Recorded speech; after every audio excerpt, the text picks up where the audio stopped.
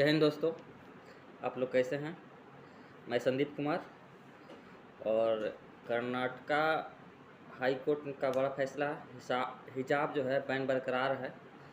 तो आइए देखते हैं। ये वीडियो अंकित सर का है, तो देखते हैं। चलिए वीडियो का स्टार्ट करते हैं। नमस्कार साथियों, स्वागत है आप सभी का वाईफाई स्टडी 2.0 पर। मैं हूं अंकित अवस्थी। आप हैं मेरे साथ में आज के एक ऐतिहासिक निर्णय पर चर्चा करने के लिए, क्योंकि कर्नाटक हाईकोर्ट ने भारत के अंदर चल रहा हिजाब बैन को लेकर के विवाद स्पष्ट करते हुए साफ साफ कहा है कि हिजाब पर जो स्कूलों में लगा हुआ, कॉलेजेस में लगा हुआ कर्नाटक में बैन है वो बरकरार रहेगा। अर्थात हिजाब को एक प्रकार से स्कूल में पहनकर जाने की जो छात्राओं की मांग थी या फिर जो याचिका दायर की गई थी, उसके खिलाफ हाईकोर्ट ने निर्णय देते हुए ये बात कही है। आइए जानते हैं क्या है पूरा मसला, क्यों इसका बहुत दूरगामी प्रभाव पड़ेगा, किस प्रकार से यहां से कानून के इंटरप्रिटेशंस को लेकर के तमाम प्रकार के मत सामने आ सकते हैं। जैसा कि आप सभी मेरे साथ में इस समय देख रहे हैं, कुछ अखबारों की कटिंग आपको यहां दिखाई दे रही है कि वियरिंग हिजाब is not essential religious practice, ऐसा कर्नाटका हाईकोर्ट का कहना है। कर्नाटका हाईकोर्ट ने माना है कि अगर आप हिजाब पहनते हैं तो ये आवश्यक रिलीजियस प्रैक्टिस नहीं है कि हम ये माने कि आर्टिकल 25 के तहत आपको पहनना मैंडेटरी है, अपितु इसे एक आवश्यक रिलीजियस प्रैक्टिस नहीं माना गया है, नॉट एसेंशियल रिलीजियस प्रैक्टिस। ऐसा कहते हुए कर्नाटका हाई कोर्ट ने उडुपी कॉलेज गर्ल्स के द्वारा दायर की गई जो याचिका है उसे रद्द कर दिया है। और रद्द करने के बाद में फैसले में हाईकोर्ट ने दो बातों के ऊपर ख्याल रखा है और कहा है कि हिजाब इस्लाम का अनिवार्य हिस्सा नहीं है, और दूसरा, स्टूडेंट्स स्कूल या कॉलेज की तयशुदा यूनिफॉर्म पहनने से इनकार नहीं कर सकते।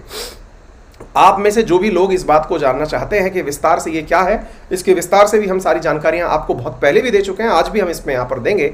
यहां पर कर्नाटक हाईकोर्ट ने कहा है कि हिजाब इस्लाम का अनिवार्य हिस्सा नहीं है और स्कूल में यूनिफॉर्म पहननी ही होगी। अब क्या है पूरा मुद्दा, आइए मैं आपको विस्तार से बताता हूं। उम्मीद है आपको याद होगा, जनवरी 2022 के अंदर एक डिस्प्यूट अराइज हुआ था कर्नाटका के अंदर, उडुपी नाम से एक डिस्ट्रिक्ट के अंदर। वहां पर कुछ मुस्लिम लड़कियां जूनियर कॉलेज के अंदर हिजाब पहन करके क्लास के अंदर आना शुरू की, जो कि कर्नाटका सरकार के द्वारा जारी की गई जो यूनिफॉर्म पॉलिसी है उसके खिलाफ था। यानी कि हिजाब जो कर्नाटका हाईकोर्ट में, मतलब कर्नाटका की जो कॉलेज सरकार जो है उसके द्वारा एक नियम बनाया हुआ है कि हर विद्यार्थी जो स्कूल में पढ़ रहा है या कॉलेज में पढ़ रहा है उसे एक निर्धारित ड्रेस पहन करके आना होगा।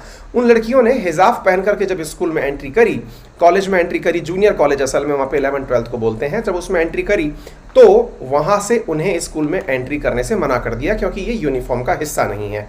तब से एक डिबेट शुरू हो गई और डिबेट इस बात की शुरू हुई कि आर्टिकल 25 कहता है कि रिलीजन को मानने के लिए, उसको प्रोपोगेट करने के लिए, उसके अंदर जो भी आवश्यक तथ्य हैं वो करने के लिए हमको मूल अधिकार प्राप्त हैं, तो फिर क्यों हमें रोका जा रहा है। इस विषय को लेकर के ये पूरा मुद्दा कर्नाटका हाईकोर्ट में बहस के लिए गया था। कर्नाटका हाईकोर्ट ने शुरुआती तौर पर ही बच्चियों की मांग पर रोक लगा दी थी और अंतरिम बैन को, मतलब अंतरिम रूप से ये कहते हुए आदेश दिया था कि स्कूलों के अंदर हिजाब बैन रहेगा। ये पहले का आदेश था, लेकिन अब फाइनल वर्डिक्ट आ चुका है। फाइनल वर्डिक्ट हालांकि 25 फरवरी तक ही बन चुका था, ऐसा कहा जा रहा है। उसके बाद से इसके ऊपर रोक चली आ रही थी, अब ये जा करके अब निकाला गया। तो आइए मैं इसको थोड़ा डिटेल में आपको बताता हूँ। जनवरी 27 के अंदर एक न्यूज़ निकल के आती है कि कर्नाटका एजुकेशन डिपार्टमेंट ने कुछ गाइडलाइंस फॉर्म की थी कि यूनिफॉर्म एट कॉलेज क्या होनी चाहिए।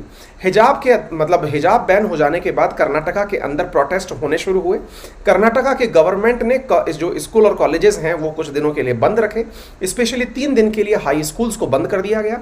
कर्नाटका हाईकोर्ट ने एक interim order banning religious dress in classroom pass किया, जिसके तहत ये कहा गया कि केवल स्कूल में वही, कॉलेज में वही पहन के जाया जा सकता है जो कि अलाउड है, उसके अलावा कुछ और पहन के जाने की इजाजत नहीं दी। 25 फरवरी तक कर्नाटका हाईकोर्ट ने इस मसले की सुनवाई करी। कुल 23 घंटे तक, 11 दिनों तक चली इस सुनवाई के अंदर कर्नाटका हाईकोर्ट ने पिटिशनर्स की बात सुनी, सरकार की बात सुनी और इस बात में जो आज कंक्लूजन निकल के आया है वो निर्णय दिया। आज से पहले भी मैं इस विषय के ऊपर 2 वीडियो बना चुका हूं, जिसमें मैंने आपको पहले समय समय पर ये सारी जानकारियां आपको दी हैं और साथ में मैंने आपको यह भी बताया है कि किस प्रकार से धार्मिक स्वतंत्रता का मूल अधिकार इस पूरे मसले के अंदर बाधित होता है, जिसे लेकर के मांग उठ रही है कि इसको एक्सप्लेन किया जाए। साथियों, आपको मालूम होना चाहिए, हमने ये वीडियो पहले भी किया हुआ है कि क्या मुस्लिम छात्राओं का हिजाब पहनना कानून हक है। ये आप देख सकते हैं, मैंने महीने भर पहले इसके ऊपर एक पूरा सेशन किया हुआ है। कर्नाटका हाईकोर्ट के अंदर 3 जजेस की बेंच ने इस विषय के ऊपर अपना निर्णय सुनाया है और उन्होंने कहा कि we are of the considered opinion that wearing of hijab by Muslim woman does not make any essential religious practice in Islam faith. We are of the considered opinion that the prescription of a school uniform is reasonable restriction, यानी उसके ऊपर युक्त जो प्रतिबंध है वो लागू होते हैं, जिसके चलते हुए विद्यार्थी उससे इनकार नहीं कर सकते। अब हम आपको बताना चाहेंगे कि अल्टीमेटली ऐसा क्या है आर्टिकल 25 के अंदर। तो आइए मैं आपको आर्टिकल 25 के अंदर बताता हूं। हमारे भारत के अंदर मूल अधिकार जो कि संविधान के भाग 3 के अंदर दिए हुए हैं और उसमें यह कहा हुआ है कि यदि आपके मूल अधिकार प्राप्त नहीं होते तो उनकी पालना के लिए आप सुप्रीम कोर्ट जा सकते हैं। यानी एक प्रकार से समझिए कि भारत में रह रहे नागरिकों को उनकी नागरिकता, यानी एक प्रकार से समझिए कि भारत जैसे देश में रहने का गर्व महसूस कराने के लिए मूल अधिकार दिए हैं।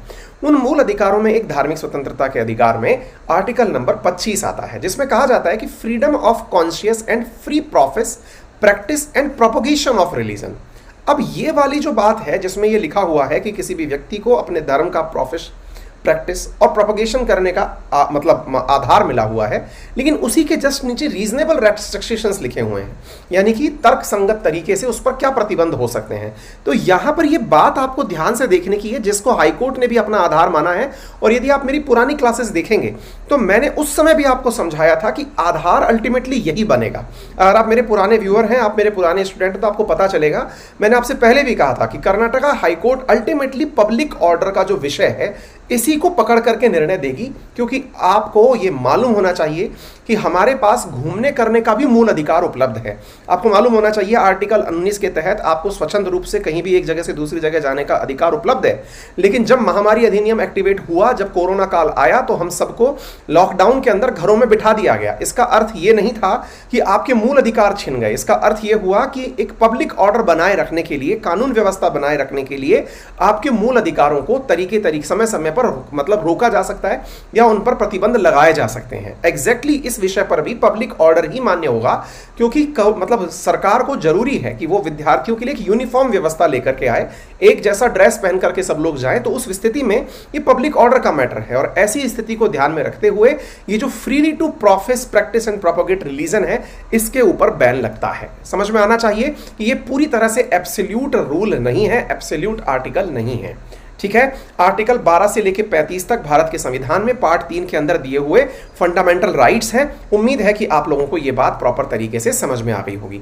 यानी कि पब्लिक ऑर्डर मेंटेन करने के लिए, मोरालिटी और हेल्थ को मेंटेन करने के लिए आर्टिकल 25 को होल्ड किया जा सकता है और यही हुआ। हाईकोर्ट ने अपने ऑर्डर में यही कहा है और उसने कहा है कि अल्टीमेटली हम पब्लिक ऑर्डर को मेंटेन करने के लिए इस लाइन का निर्णय ले रहे हैं। आप देख सकते हैं कि भारत में हिजाब को लेकर के काफी विवाद हुआ था। तरह तरह से कई मुस्लिम संगठन बाहर सड़कों पर उतर के हिजाब के पक्ष में आकर के नारेबाजी भी किए थे, लेकिन हाईकोर्ट ने अपने फैसले में कहा कि हिजाब पहनना आर्टिकल 25 के तहत धार्मिक आजादी के अधिकार में आता है, लेकिन यूनिफॉर्म पहनने का, इसका आजादी का हनन इसे नहीं माना गया है। ठीक है ना। तो उम्मीद है कि आप इस बात को प्रॉपर तरीके से समझ लें। हाईकोर्ट ने ड्रेस कोड के खिलाफ 2 याचिकाओं पर तर्क दिया और कहा कि मतलब 25(1) के तहत लिबास जो है यानी वस्त्र जो है वो एक मौलिक अधिकार है। जिस ड्रेस कोड में हिजाब का प्रतिबंध है वह कानून व्यवस्था व समाज की नैतिकता के लिए नहीं है। दूसरी याचिका में कहा कि 2021 से 22 की एकेडमिक गाइडलाइंस में प्री यूनिवर्सिटी कॉलेज के लिए कोई यूनिफॉर्म तय नहीं है। गाइडलाइंस में यहां तक कहा गया कि अगर कोई कॉलेज यूनिफॉर्म तय करता है तो उसके खिलाफ विभाग सख्त कार्रवाई करेगा। साथियों, ये उम्मीद है आपको पता होगा कि यह विवाद 1 जनवरी से शुरू हुआ था और उडुपी नामक जो जगह है वहां से शुरू हुआ था। निश्चित ही आपको ये सारी जानकारियां बेहतर लगी होंगी। अगर आपको ये जानकारी पसंद आई हो तो अपने सभी साथियों से इन जानकारियों को शेयर करें। सभी साथियों को आप अपने साथ में इस जानकारी को शेयर करें, वीडियो को पसंद करें। चैनल पर नए हैं तो अभी के अभी सब्सक्राइब कर लें। मेरा रेफरल कोड है अंकित10, जिसका यूज करके आप 14 से 16 तारीख के बीच में अनअकैडमी के सब्सक्रिप्शंस पर 20% का डिस्काउंट प्राप्त कर सकते हैं। किसी भी प्रकार की सहायता के लिए आप हमारे टेलीग्राम चैनल अंकित अवस्थी सर पर दिए गए कॉन्टैक्ट नंबर पर संपर्क कर सकते हैं, क्योंकि इजी लोन फैसिलिटी अवेलेबल है। ईएमआई फैसिलिटीज के साथ आपको ये सारी चीजें उपलब्ध कराई जा रही हैं। तो ये 14 से 16 के बीच में ऑफर उपलब्ध है, आप इसे निश्चित ही पूरा करें। तो वीडियो खत्म हो गई है और जो हिजाब विवाद था, हमें तो लगता है कि जो सरकारी स्कूल हो चाहे प्राइवेट स्कूल हो, वहाँ धार्मिक वेशभूषा नहीं होनी चाहिए। ये मेरी राय है। आप लोगों की क्या राय है नीचे कमेंट करके बताएं और मिलते हैं अगले वीडियो में, रिएक्शन वीडियो में। और वीडियो अच्छा लगे तो लाइक करें और सब्सक्राइब करें। तब तक के लिए जय हिंद।